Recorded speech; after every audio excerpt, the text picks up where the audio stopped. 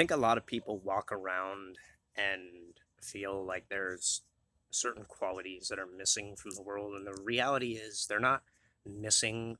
There's this state of nascence and dormancy that is floating around from the bombardment of information that people have to file through on a daily basis, and it is mentally and physically and emotionally exhausting and draining for many to have to live in the kind of scenarios where stress is essentially the pushing mechanism of life, where everything has to be continuously in this survival mechanism of having our minds flooded with all these chemical factors like cortisol and adrenaline. What that does is it causes this cycle and pattern that oftentimes, when coupled with things like addiction, oftentimes very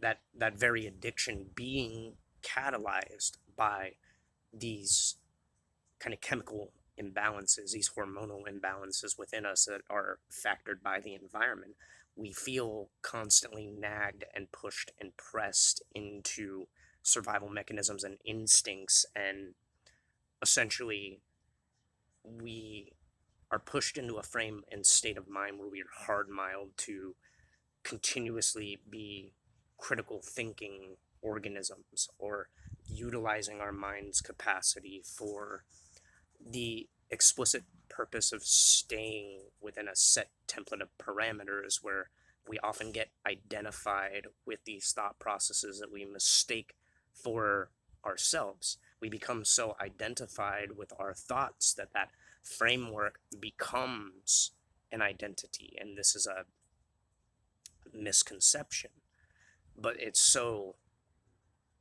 hard pressed into us that it's very hard to break that kind of wiring that's been conditioned by society and civilization and the way things have been steered through history, and the repetition of these various cycles of influences always pushing us into um, essentially driving these survival mechanisms as a tool and an instrument to use the human will, the human apparatus, the human body, the human emotions, and the human mind to just continuously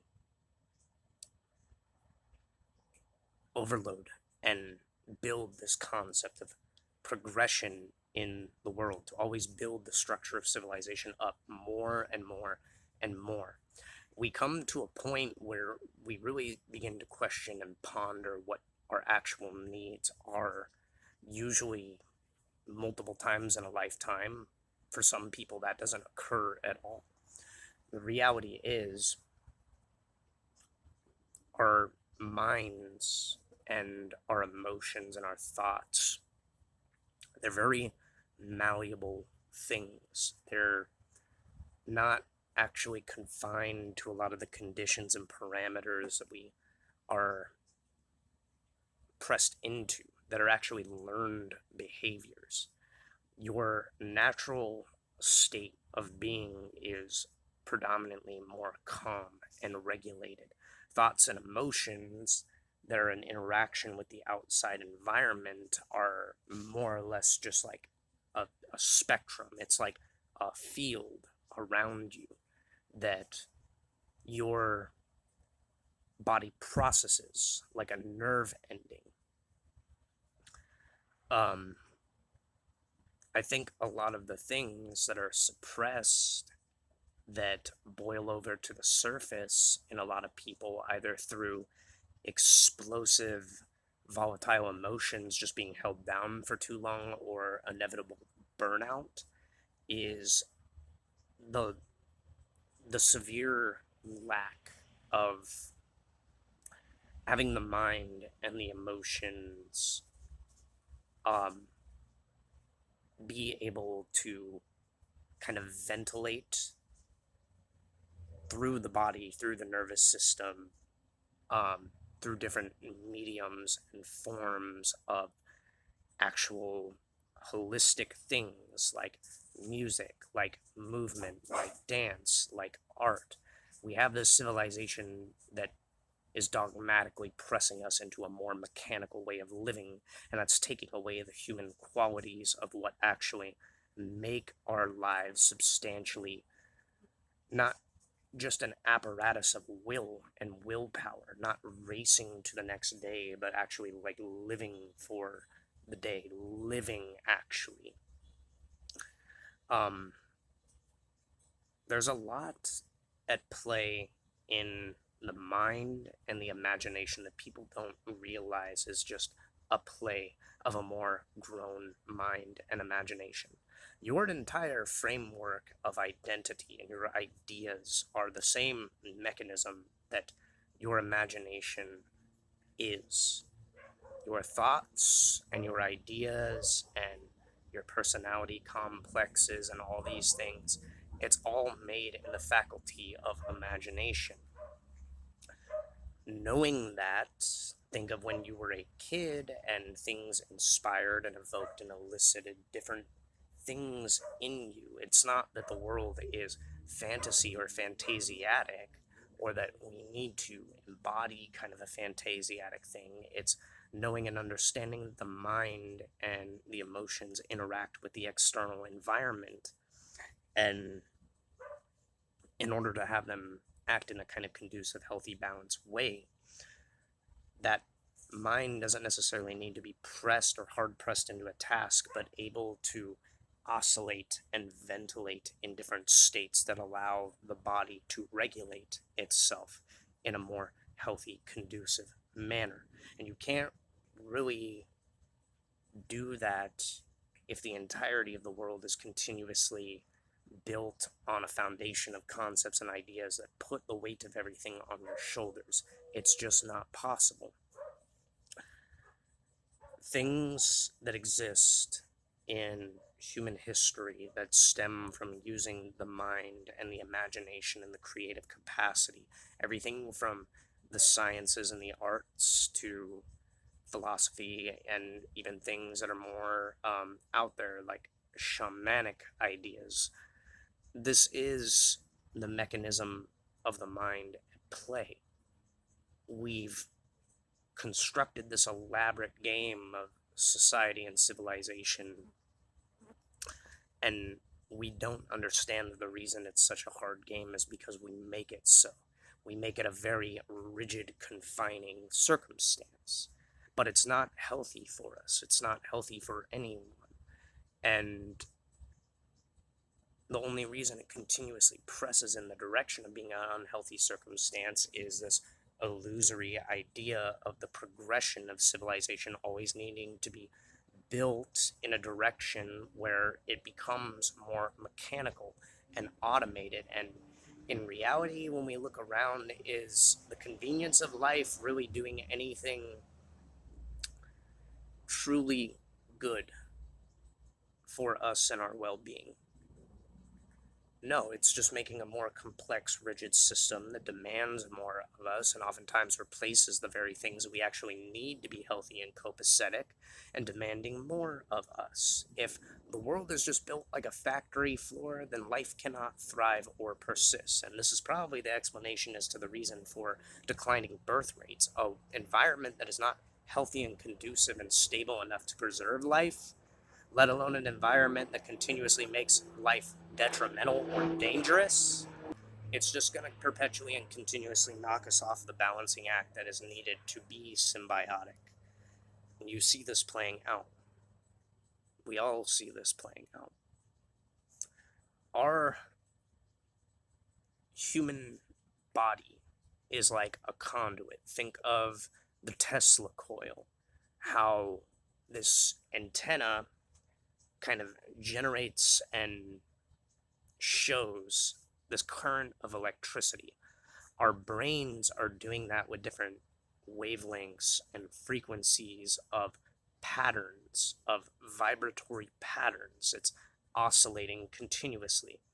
When there's an overload of a certain given pattern, it becomes overwhelmingly prevalent and brought to the foreground so much that it becomes something that we identify with as just normal. But in reality, we're being held and tethered in place to a certain structure of thoughts and emotions that have become rooted in us as this set in stone template. And it's a lot less stable than we think it is. This is why you see people going fucking crazy. Um, because that foundation that we think is so rigid and stable, it isn't rigid whatsoever. It's just kind of like a hologram. The reality of like a lot of people when they go through burnout or when they go through these like explosive episodes, they begin to realize just how fragile that hologram is. And the reality is because we're taught and conditioned to believe that that identity within that hologram is what we are. When it begins to flicker or the body begins to wear down, where does that identity go? And that becomes scary. That becomes like a death for some people to experience that, and then they don't know how to process anything because the reality is the mind is kind of shedding that pattern. It's not able to steadily produce that anymore, um, at least in a healthy way. And that becomes like the cause of a lot of people having identity crisis or burnout or these kind of episodic like emotional and psychological mood swings. um,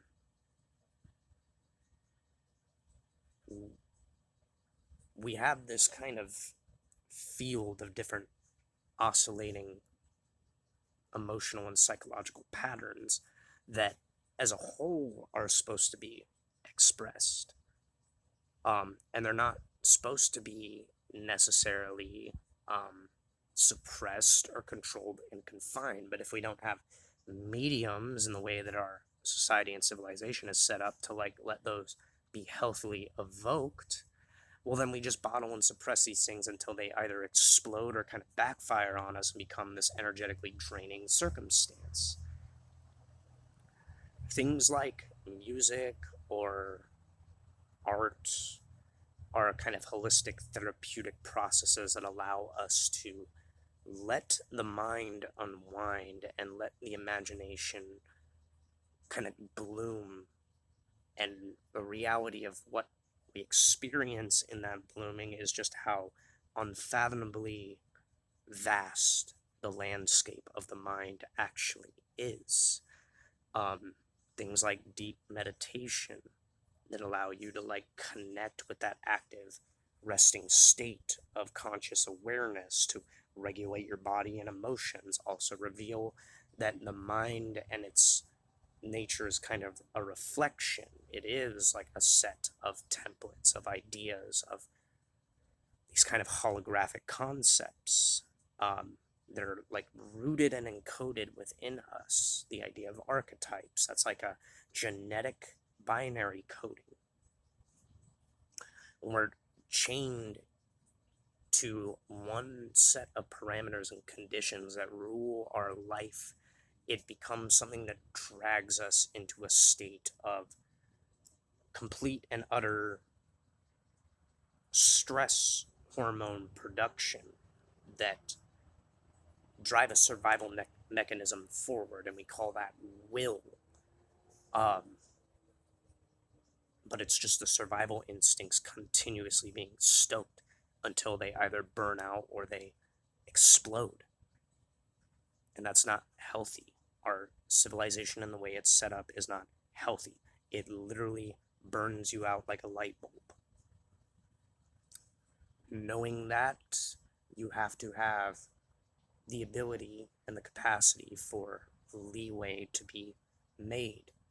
And this is where it gets hard to talk about because people want to make it an issue of like systemic problems and ideologies and beliefs and things like that, when it's not that. The root of the issue is we don't actually make leeway for more expressive and more laid back ways of being in life. And I think in part, a lot of the issue has to do with our conceptualization of time and the way that we live on a calendar and the clockwork of how our entire civilization, global societies run and operate on this clockwork. It is a recipe for burnout.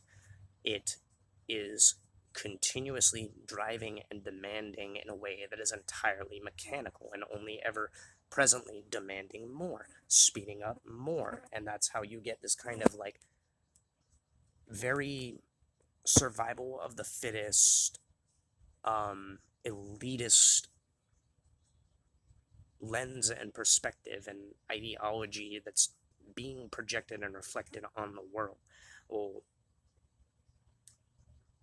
it really detaches and untethers you from your humanity to live in that way after a given time, because that making everything a purely mechanical and kind of transactional way of being is borderline sociopathic.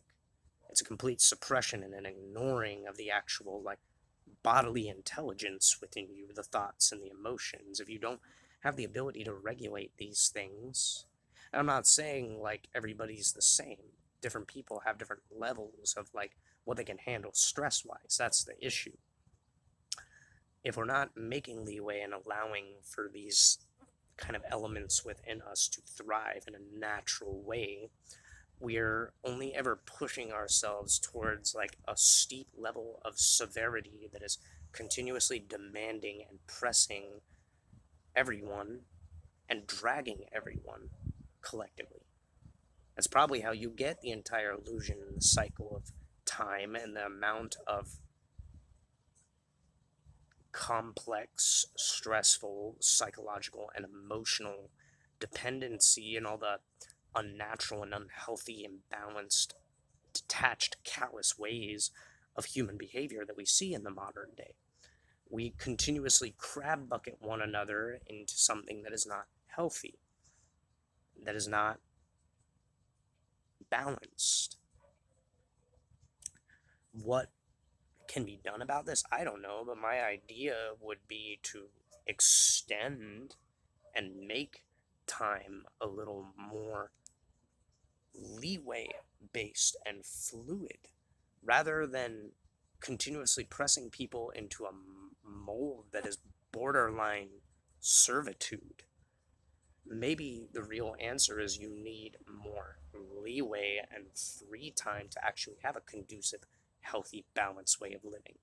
People wouldn't be dependent so much on substances that are addictive if they had the ability to rest and recuperate. People wouldn't be dependent on maladaptive tendencies if they had the time and the ability to actually put their energy towards more healthy mediums, things that balance and regulate the nervous system, things that make life a little more healthy for everyone. If there was an emphasis on keeping people healthy rather than keeping people in a state of survival instincts, in a state of poor conditions and circumstances, in a state of being medicated on things, you would have an overall better, more productive way of life. Have you ever heard the phrase slow is smooth, smooth is fast? The big secret of patience, the big secret of learning how to regulate the body and the mind and the emotional faculty to a state of being in a kind of calm, placid, like awareness, not docileness, but like an active and very flowing, organic, symbiotic way of living that is actually more conducive to health, that makes people feel healthier, more well, and long term, like makes people want to benefit and contribute to other people because they're emotionally regulated in a way that makes life feel more organically rewarding. They're actually getting to live their lives in a healthy, conducive manner without being pressed into survival mechanisms by a very rigid structure of ideas and concepts and patterns of things that literally breed and feed off cortisol like a coke addiction. um, you would have an overall more conducive, healthy, balanced society because the emphasis would be on making a healthy society, making a more symbiotic society rather than a competitive society, rather than a survival mechanism based society, more than a entire civilization that is just a mechanical apparatus of transaction that not only isn't like mutually beneficial but sometimes predatory. There's an idea called equivalent exchange that goes kind of organically with the same idea of symbiotic relation. Things that have a symbiotic relation benefit one another. If we had a symbiotic lens of how we look at the world around us, if there wasn't so much emphasis on the things that kind of hold a structure of power dynamic and domination and setting up hierarchies of things that suppress and destroy things so often, if it wasn't just stoked to survival mechanisms and this instinct for driving everything in this hyper aggressive manner, you would have an entirely symbiotic world circumstance. You would have a world that puts an emphasis on tending to and nurturing and taking care of the world and the planet and the environment in a way that's conducive to more healthy, beneficial things.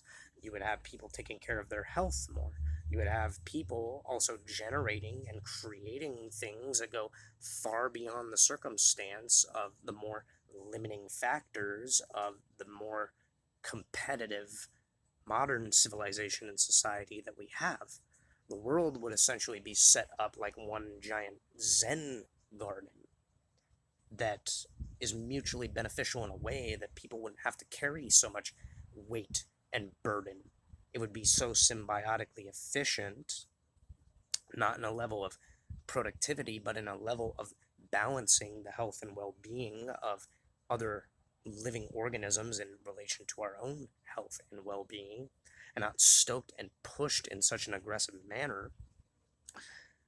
The world would kind of steadily take on a more like passive, balanced way of existing.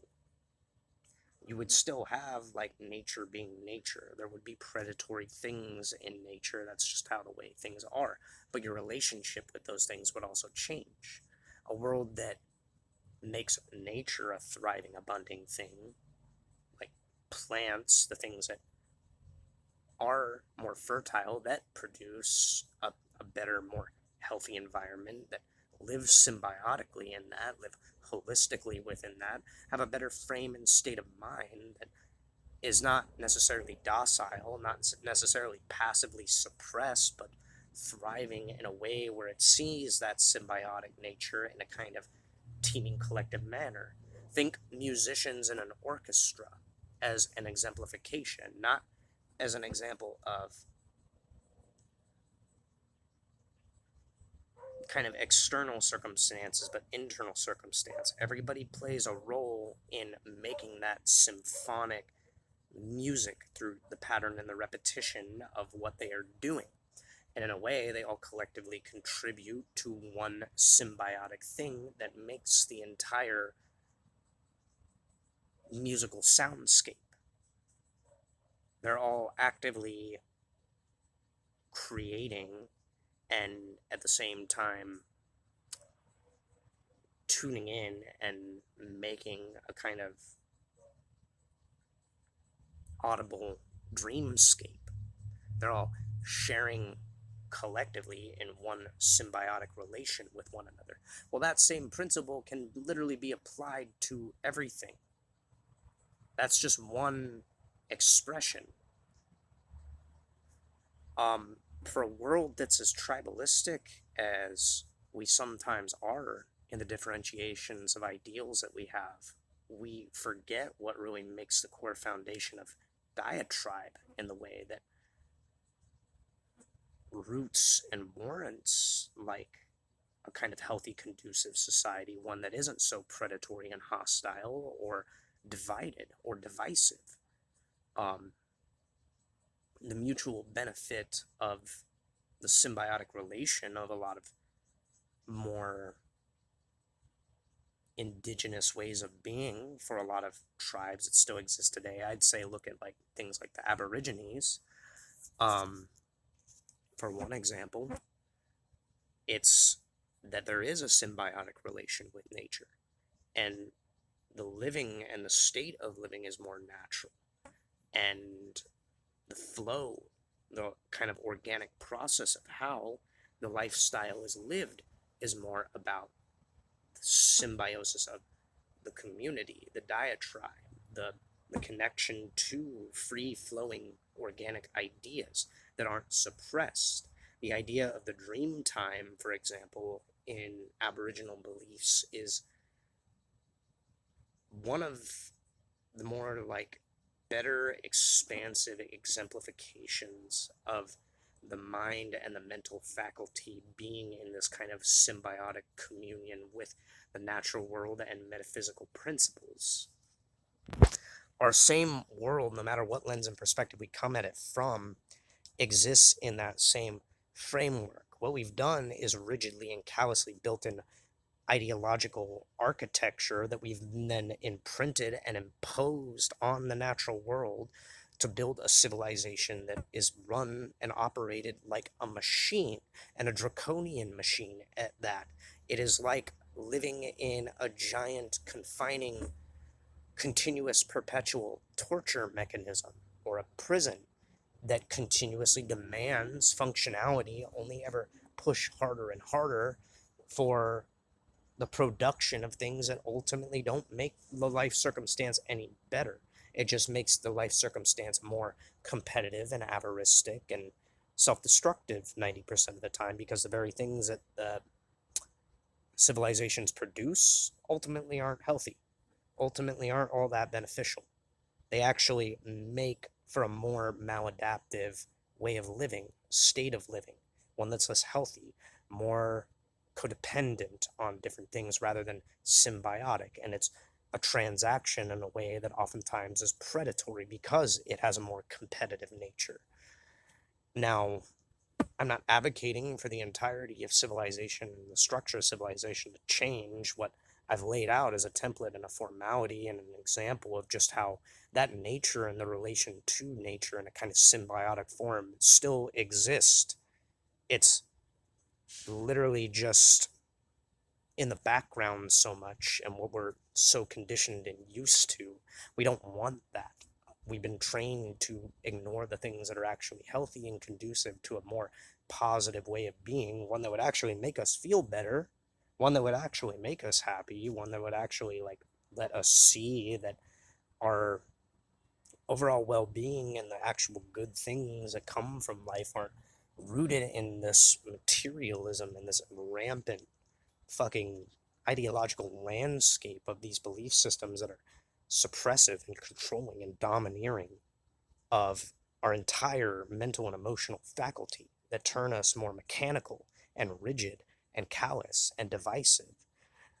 Um, that entire framework, that natural framework and state of being still exists within us, even just as an idea. Look, it's still there. The answer is still there. And all the genetic hardwiring and evolution and adaptation and the generations of people that have been propagated on this planet, that natural state of understanding a symbiotic relation with the world, for some reason, still exists within us. It's almost like it's always been there, like from cavemen era. It's like that is the natural state of how things are supposed to be. We're choosing not to follow that symbiotic nature. We're trying to superimpose an even more complex, intricate formula onto the world so that a couple people in a couple positions can get what they want out of life. And that's the reality of the thing. That's like the sad thing about civilization is it literally is a rat race. It is a carrot and stick game. It's all just the superimposed driving of keeping people confined in a circumstance where it's not even about whether or not people would cause trouble, because the very system itself is what makes the trouble possible. People can't get the things that they need to survive, the basic things that they need to survive, the basic amenities that actually make life conducive to a more positive state and framework of being. Our civilization is poison. Our civilization poisons us. Our civilization poisons the fucking world. And it's not out of an ideological lens and perspective that I'm saying this, or a belief system. It's not any of these things. Fuck what I believe and fuck what anybody else believes. It's just stating obvious facts.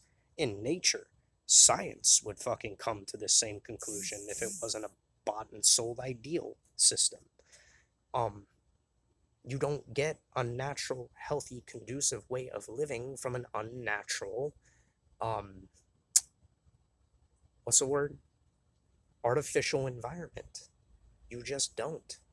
Whatever it is that we're chasing with these ideas of progress, whether it be faster than light speed travel, fucking space exploration, terraforming, mining, or just building a civilization that basically turns the planet into a prison, none of them are good. All of them are basically about taking elements from the earth and melding them and combining them in ways that just make life a more confining and less healthy circumstance. If we knew and understood this from the get-go, I think 90% of people on the planet wouldn't listen to a fucking thing that they're told from what this world is and how this world works and operates. Because the reality is, it's ran and operated like a machine, like a factory, like a plantation, like a prison. And everything from the beliefs and the ideals and a lot of systems to the things preached to the modern day to the very things that we see happening and taking place in the world that we can't fucking talk about mirrors and reflects this constant truth to us, that this is not a healthy, conducive environment for life or the propagation of life or the continued perpetuation of life in a healthy manner. It just continuously presses and pushes us into adaptations that fucking wreck us and end up backfiring. The hubris in all of this is what's so ironic, because the answer literally is in the background. You want a fucking spaceship? You want to go explore the stars? What if you knew the entire planet and what you're sitting on? All of us, the collective species on this planet, from the fucking smallest mitochondria or bacterium to the high thinking, standing super terrestrial ape that is the human, if you want to believe in such things like that. You're already on the fucking spaceship.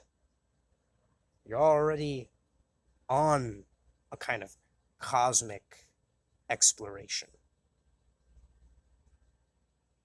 You're existing in it, but you have no patience and wherewithal to see that